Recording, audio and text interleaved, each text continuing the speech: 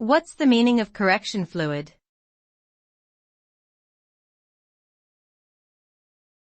Correction fluid.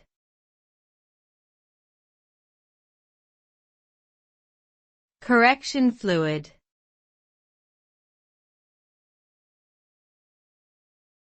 Correction fluid.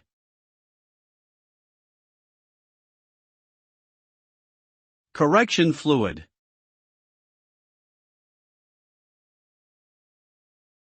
Correction fluid is a type of liquid used to cover up mistakes made when writing or typing on paper. It is typically white in color and comes in small bottles with brush applicators. When applied to paper, correction fluid dries quickly and forms a thin, opaque layer that covers up the mistake. Once dry, the corrected area can be written or typed over again without the mistake showing through. Correction fluid is commonly used in offices and schools, as well as by individuals who need to correct errors in their written work.